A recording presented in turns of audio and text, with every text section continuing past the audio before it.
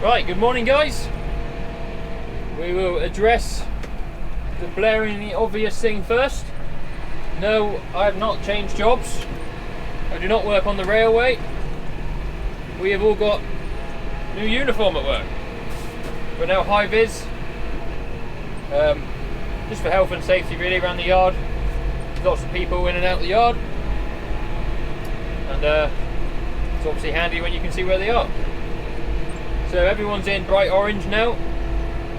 Bright orange overalls. We've got a lot of orange high-vis vests for any visitors that are in the yard as well.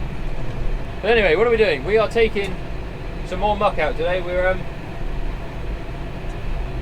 sort of right at the point where we want to spread fert, and we've got spraying to do, we've got rolling to do, but the weather is not playing ball at the moment. We walked the wheat or the corn ground on Monday, and it is like on that verge of, yeah, you could probably travel in 80% of the ground.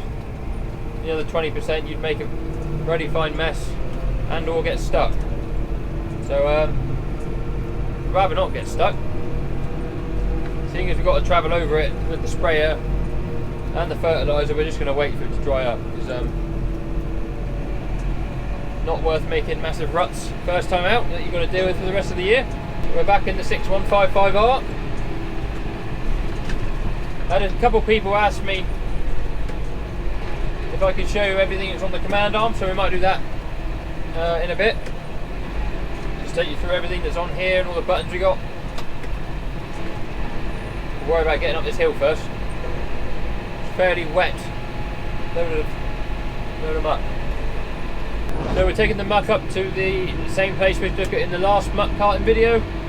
We're just stockpiling it, ready to spread when we can. The next time it's dry, and the ground will take the spreader, we'll spread it, and then it'll be on hopefully a good 5 or 6 weeks before we want to cut the grass for silage. We're lucky here, we've got a track that goes into some of the fields, and I can just reverse in off the track. Save making a... Oh, I haven't got to open the gate. Gate's been left open. I couldn't drive up the track one day because there's a load of cars, and you might be able to see if I turn the camera around. There are some huge wheel marks where I nearly got stuck. I didn't get stuck, I nearly got stuck. So what I'm going to do is just drive up to the end of this hard track, swing the back end of the trailer off of it, and get it up to where our pile is, tip it and run away.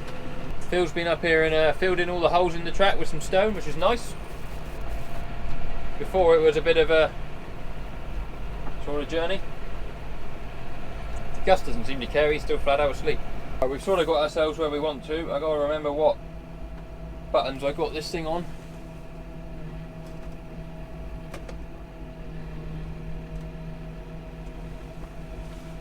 Got to lift the trailer so far before the back door will open. Here he goes.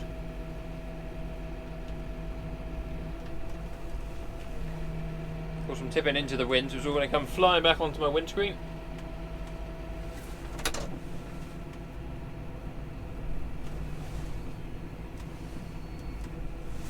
Right, we'll just start creeping forward.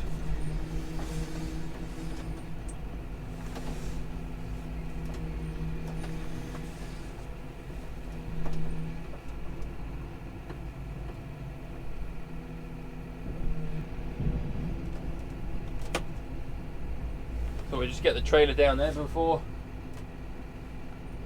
anything bad happens, because fairly high winds up here. That's the good thing about this ground, is it's fairly wet.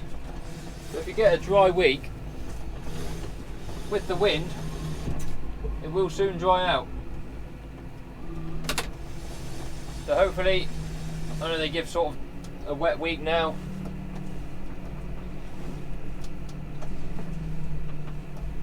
But they were saying that the trailer hasn't actually dug in at all.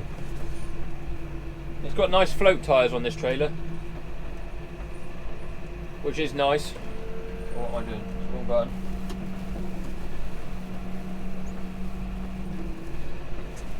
Right, we'll go back and get another load. So the last time we used this trailer, I parked it up at the end of the day, where we normally leave it when we're shifting done. And a couple of days later we were loading some feed up in the wagon, and noticed one of the tyres had gone a bit soft. And John had noticed it as well, and he said, "Oh, you got a flat tyre."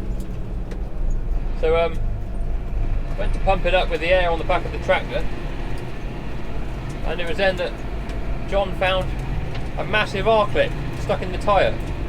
So where it come from and how it got in there, I haven't got a Scooby-Doo, but he did manage to plug it with like a snake plug,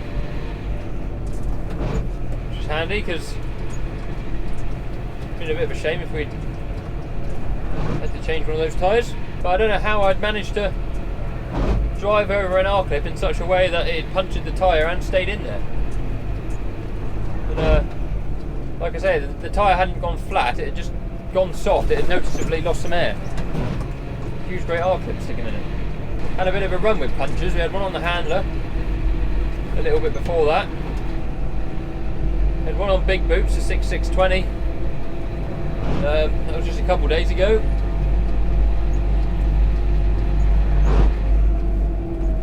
Managed to fix that one with a tube,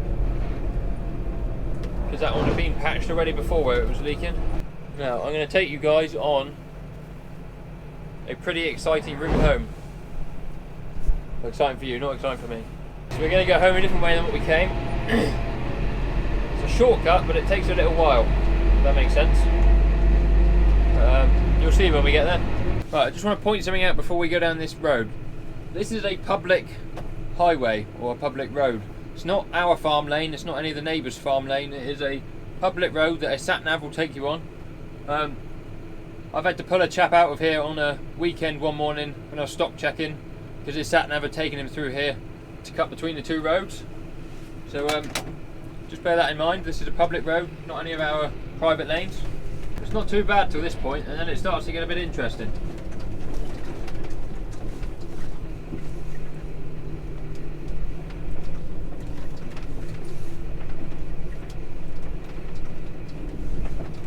Four-wheel drive one, I think.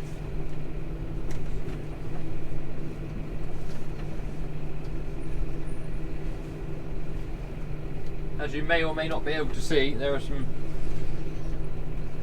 fairly substantial ruts here where it's been washed out over the winter.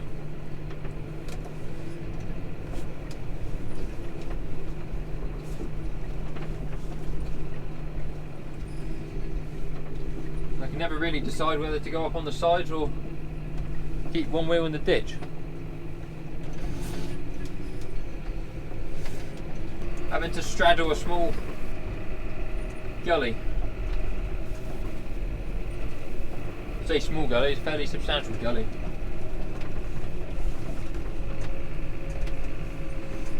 I don't quite know why it's washed so bad, because there's a ditch either side in the fields. They should have taken any water, there's a hole there.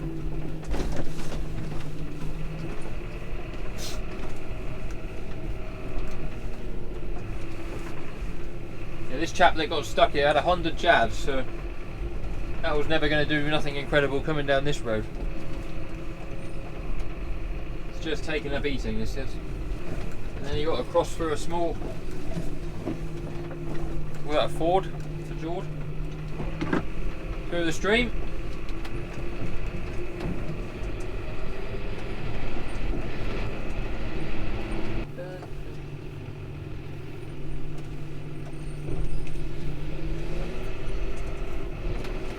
Right, and just like that, back on the road. Oh, I can see a car coming.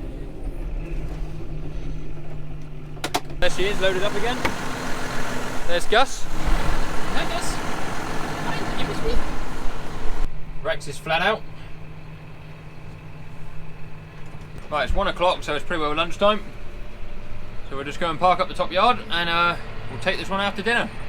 Right guys, slight change of plan. We've got some fertiliser coming now in the morning, so I'm just going to have a bit of a shifty around and make room for it all.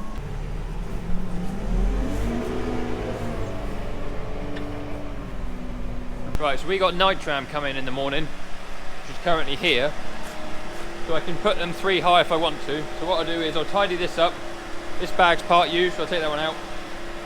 I'm going to move all this multi-cut sulphur across. So I've got to get rid of that pallet there. These odd bags I'll put around the corner with the other odd bags. I'll move this multi-cut sulphur across, but I'll leave a gap between that there, between the MOP. That way I can put a couple more rows of nitram.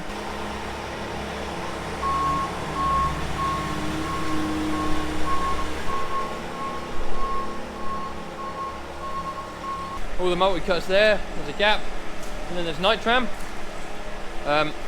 Just stick a few of the handles up on these. You can stack them 3 high.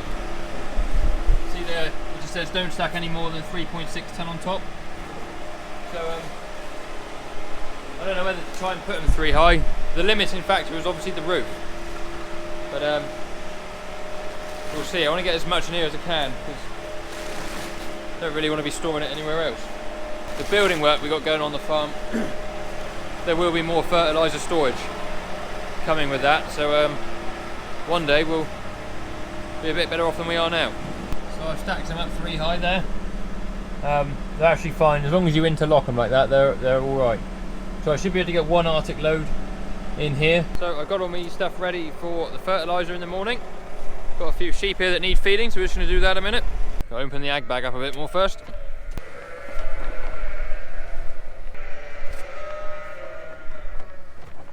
So I'm just sitting in the tractor a minute whilst John loads it up because it's raining. Last time I took my mic out in the rain, it messed it up badly. So he's putting about 1,000 kilos or 1,200 kilos from the ag bag in.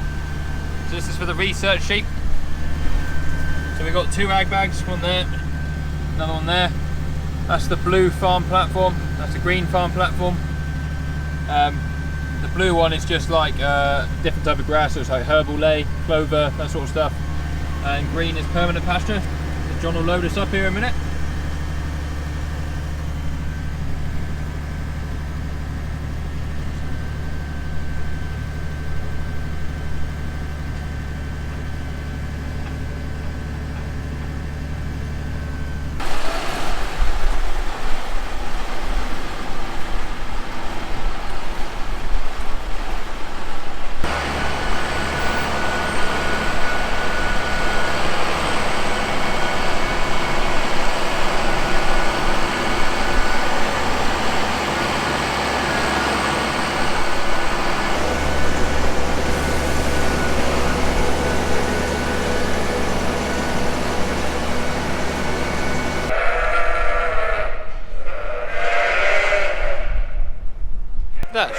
Sheep are never happy even when you feed them. Oh, bleating at me. No, stop now. These guys will all start lambing soon. Actually any day. Rex thought we might have some lambs by this weekend coming up. Hello Sky. Hello. Oh. Have a quick check of the maternity ward here on our way home. So we've got 1, 2, 3, well done count. 4, 5, 6, 7. So 7 cows there that have all calved in the last 24 hours. I think we've had 1 calf about an hour ago now as well.